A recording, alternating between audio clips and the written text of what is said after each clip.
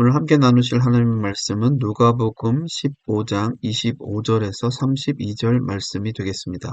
제가 봉독해 드리겠습니다.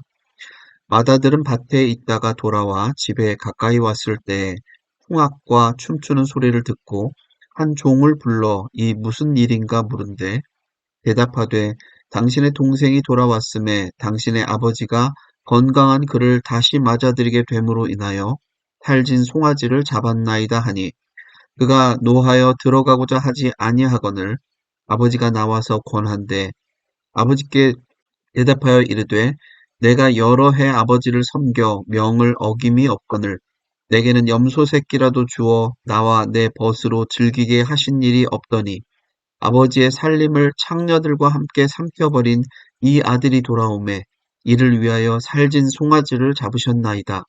아버지가 이르되 예, 너는 항상 나와 함께 있으니 내 것이 다 내 것이로되 이 내 동생은 죽었다가 살아났으며 내가 잃었다가 얻었기로 우리가 즐거워하고 기뻐하는 것이 마땅하다 하니라. 아멘. 오늘은 잃어버린 첫째 이런 제목으로 하나님 말씀 함께 나누겠습니다.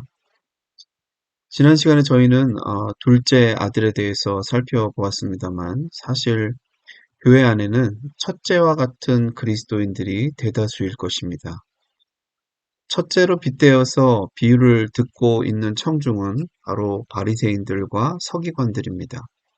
이 사람들은 예수님께서 죄인들과 함께 음식을 먹고 어울린다 하여서 원망을 하던 무리들이었습니다. 오늘 비유에 나오는 이 첫째는 사랑하는 동생이 거의 죽을 뻔하였다가 살아서 돌아왔건만은 동생을 반기지를 않습니다. 게다가 노하여 들어가기를 즐겨 아니했다라고 28절에 말씀하고 있습니다. 형은 왜 화가 난 걸까요? 그 앞에 나오는 27절 하반절이 잘 설명해주고 있습니다. 아버지가 그의 건강한 몸을 다시 맞아들이게 됨을 인하여 살진 송아지를 잡았기 때문이었습니다. 송아지를 잡은 게 뭐가 문제가 될까요? 여러분도 잘 아시겠지만 당시의 문화에서는 집안의 장자에게는 다른 자식들보다 유산의 2배를 더 주는 풍습이 있었습니다. 전에 둘째 아들은 자신의 분깃 3분의 1을 다 가지고 나갔으니 이제 집안에 남은 모든 재산, 즉 3분의 2는 모두 이제 큰아들의 차지가 될 재산들인데 아버지는 다시 둘째를 위하여 살진 송아지를 잡았으니 형은 언짢아 했던 것입니다. 왜냐하면 자신의 재산마저도 축내는 동생과 그를 환대하는 아버지에 대해서 불만스러웠기 때문이었습니다. 그 불만이 29절 하반절에도 나옵니다. 내게는 염소 새끼라도 주어 나와 내 벗으로 즐기게 하신 일이 없더니 살림을 창기와 함께 먹어버린 이 아들을 위하여는 살진 송아지를 잡으셨나이다. 결국 둘째 아들도 아버지가 아닌 아버지의 재산을 원했던 것처럼 첫째 아들도 그 마음의 가장 비중을 차지하고 있는 것은 결국 재산, 재물, 돈입니다. 아버지 자신을 사랑하는 아들은 그 어디에도 없었다 하는 것입니다. 우리도 신앙생활을 하다가 보면 하나님 자신을 원하기보다는 하나님의 손에 들려진 선물 보따리를 더 원할 때가 있지 않는지 생각해 볼 필요가 있습니다. 제가 가끔 집에 들어올 때 햄버거나 음식을 투고해서 가져올 때가 있습니다. 그래도 평상시에는 아빠를 쳐다보던 녀석들이 제가 무엇을 들고 갈 때면 저를 보는 것이 아니라 제 손에 들려진 음식만 쳐다봅니다. 아빠는 안중에도 없습니다.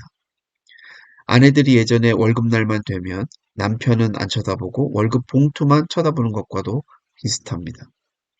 우리는 물질에 우리의 마음을 빼앗기는 순간부터 우리가 믿는 하나님을 비인격적인 대상으로 만들어버리고 하나님마저도 소비의 대상으로 또는 내 문제 해결의 열쇠 정도로 생각하거나 내 야망이나 행복을 이루기 위한 수단으로 전락시킬 수가 있으므로 조심해야 될 것입니다. 반면에 하나님 아버지께서는 우리의 무엇 때문에가 아니라 우리 자신을 사랑하시는 것을 보게 됩니다. 20절에 보면 아직도 상거가 먼데 아버지가 저를 보고 측은히 여겨 달려가서 목을 안고 입을 맞추니라고 말씀합니다. 문전박대하고 소리를 지르면서 당장 내 집에서 나가라. 난 너 같은 자식 둔 적 없다 해도 시원치 않을 판인데 아버지는 체면도 다 던져버리고 달려가서 목을 안고 입을 맞춥니다. 그 아들을 측은히 여겼습니다. 19절에도 보면 둘째 아들도 착각하는 게 뭐냐 하면 자기가 이제는 죄를 지었기 때문에 아들이라 일컬음을 감당치 못하겠노라라고 말합니다. 아들들은 하나같이 자기들이 어떤 행동을 함으로써 아버지의 아들이 되는 자격을 얻는 것이라고 착각을 합니다.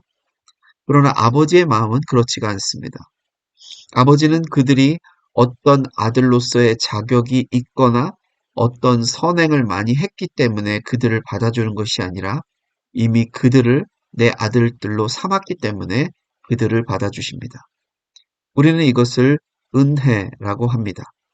받을 자격이 없는 이에게 베푸는 호의와 선물이 은혜입니다. 첫째 형도 마찬가지였습니다. 형은 비록 몸은 늘 아버지 곁에 있었지만 여전히 아버지의 마음은 몰랐습니다. 그래서 늘 아버지를 두려워하면서 아버지의 마음에 들기 위해서 29절을 보시면 내가 여러 해 아버지를 섬겨 명을 어김이 없거늘이라고 말합니다. 다시 말해서 철저하게 순종하고 룰을 잘 지키는 삶을 살았다 하는 것입니다. 이러한 태도는 당시의 율법을 철저하게 지킴을 통해서 하나님의 백성들로서의 정체성을 지키려고 했던 바리새인들과 서기관들의 태도와 같습니다. 그러나 이들이 몰랐던 것은 이 세상의 누구도 율법의 행위만으로는 하나님 앞에서 의롭다함을 얻을 자가 없다는 사실입니다. 그럼 뭐가 필요할까요? 영어로는 by grace through faith. 은혜로 말미암는 믿음을 통해서만이 우리는 구원에 이를 수가 있습니다. 에베소서 2장 8절과 9절은 다음과 같이 말씀합니다. 너희가 그 은혜를 인하여 믿음으로 말미암아 구원을 얻었나니 이것이 너희에게서 난 것이 아니요 하나님의 선물이라. 행위에서 난 것이 아니니 이는 누구든지 자랑치 못하게 함이니라. 이 시간에는 시간이 없어서 믿음과 행함의 관계까지는 다 설명하고 가지는 못하겠습니다. 아버지의 명을 어김이 없음 같이 율법을 철저하게 지키는 행위 자체가 나쁘다고는 할 수 없습니다. 그러나 이들이 잃어버렸던 것은 바로 은혜였습니다. 예수 그리스도로 말미암는 십자가 구속의 은혜가 없이는 누구도 자기들의 죄로부터 그들을 깨끗게 할 수 없다는 이 진리를 그들은 몰랐던 것입니다.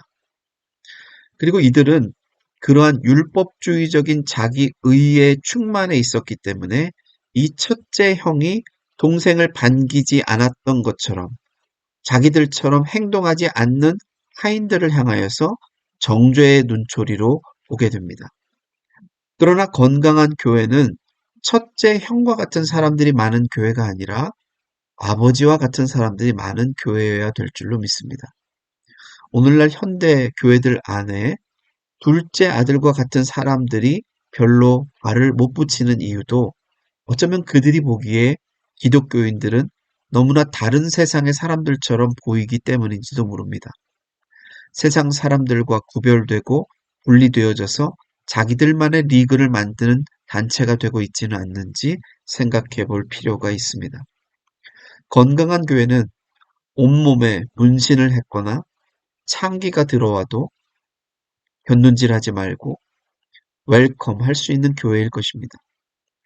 지난번에 담임 목사님께서 동성애에 대해서 말씀도 주셨었는데 동성애자가 LGBTQ가 들어와도 우리가 그들의 생각에 동의는 하지 않을지라도 그들에게 사랑으로 다가갈 수 있어야 될 것입니다.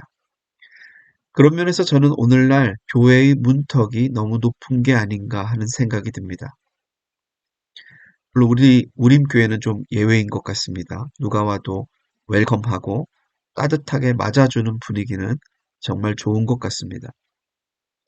오늘날 교회 안에서 벌어지는 모든 문제들의 시발점은 자기 의로 충만한 교인들 간의 부딪힘 때문이기도 합니다. 서로가 자기의 옳다함을 가지고 자신들의 생각만을 관철시키려고 하기 때문에 문제가 해결이 안 되고 갈등과 다툼 국면으로 가다가 급기야는 교회나 교단이 서로 갈라지게 되는 일들도 벌어지게 됩니다. 물론 어떤 부분에 있어서는 타협점을 찾기가 정말 힘들어서 어쩔 수 없이 각자 다른 길을 가야 되는 상황이 벌어지기도 하겠습니다만 그 이전에 충분히 서로에 대한 이해를 가지고 성경적인 해답을 찾기 위해서 충분한 대화와 타협을 할 필요도 있는 것 같습니다. 그 아들의 비유에 나오는 아들들 모두는 서로가 아버지가 필요 없는 인생길을 추구했습니다. 둘째 아들이 걸은 길은 자기 욕망 추구를 통한 자아 실현의 길이라면 첫째 아들이 걸은 길은 율법적 순종을 통한 의로움을 획득하려는 길이었습니다. 그러나 이 두 길 모두는 아버지를 외면하는 길이자 아버지의 마음도 아버지의 사랑도 은혜도 깨닫지 못하는 길이었습니다. 성경은 우리의 구원이 우리의 의로운 행위에 있다고 말씀하지 않고 오직 은혜로 말미암는다고 말씀합니다. 우리의 구원은 둘째 아들처럼 아버지를 떠나서도 찾을 수가 없고 첫째 아들처럼 자기의 윤리적이고 도덕적인 노력만으로도 얻을 수가 없습니다. 우리의 구원은 오로지 아버지께로 돌아가서 그분의 은혜로운 품에 안길 때에만 선물로 주어지는 것입니다. 우리는 그 아버지의 품 안에서만 참된 안식과 평안 그리고 자유함을 누릴 수가 있습니다. 형이 아버지와 집안 사람들, 어쩌면 동네 사람들을 다 초청해서 즐거움과 기쁨을 나누는 이 잔치에 참여하지 못하고 있는 이유가 무엇입니까? 율법적인 자기 의에 사로잡힌 특권의식 때문입니다. 죄인들과는 함께 겸상을 할 수 없다고 오히려 예수님을 원망하던 서기관들과 바리새인들처럼 큰아들은 이 죄인된 둘째 아들이 용납되지가 않았습니다. 동생을 용납하기에는 그동안 자기가 아버지의 말을 어김이 없이 순종하며 살아온 자기의 노력과 수고들이 너무 가까웠기 때문이죠. 우리는 어떤 신앙을 갖고 살아가고 있을까요? 우리는 어떤 물질적이고 세상적인 가치 대신에 하나님 아버지 자체를 바라고 원하고 사랑하고 있습니까? 우리는 내 욕망을 따르는 자아 실현의 길이나 도덕적이고 율법적인 순종을 통해서 의로워지려고 하는 길을 추구하기보다는 예수님의 십자가 고난을 통해서 베풀어 주시는 그 하나님의 구원의 은혜에 감격하며 살아가야 될 것입니다. 우리는 우리 자신도 어쩔 수 없는 죄인일 뿐임을 자각하고 다른 죄인 형제나 자매들을 바라볼 때 긍휼의 눈으로 바라보고 있습니까? 아니면 그런 사람들하고는 상종을 하지 말아야 된다라고 생각하며 살아가고 있습니까? 우리는 아버지의 마음을 헤아리고 아버지처럼 잃어버렸던 한 영혼이 주께로 돌아오는 것에 대해서 그 기쁨의 파티에 동참하며 함께 즐거워합니까? 아니면 파티에 들어간 내 비용이나 계산하면서 속상해하고 원망을 하는 사람입니까? 우리는 첫째 아들처럼 아버지의 사랑과 은혜를 잃어버린 자들이 되지 말고 잃어버린 영혼이 구원받는 것을 오히려 함께 기뻐할 줄 아는 긍휼의 마음을 가진 사람들이 되어야 되겠습니다. 오늘 하루도 나의 노력이 아닌 하나님 아버지의 그 긍휼의 풍성하신 은혜와 사랑을 깊이 묵상하면서 우리가 받은 은혜에 감사한 하루 되시기를 바랍니다. 그리고 우리 주변에 황자와 같은 자들을 바라볼 때에도 아버지의 마음과 긍휼의 눈으로 그들을 바라볼 수 있게 해달라고 기도하면 좋겠습니다.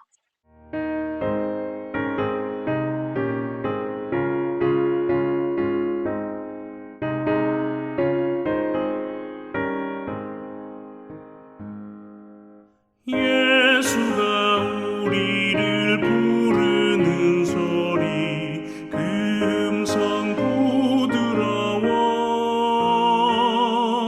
문 앞에 나와서 사면은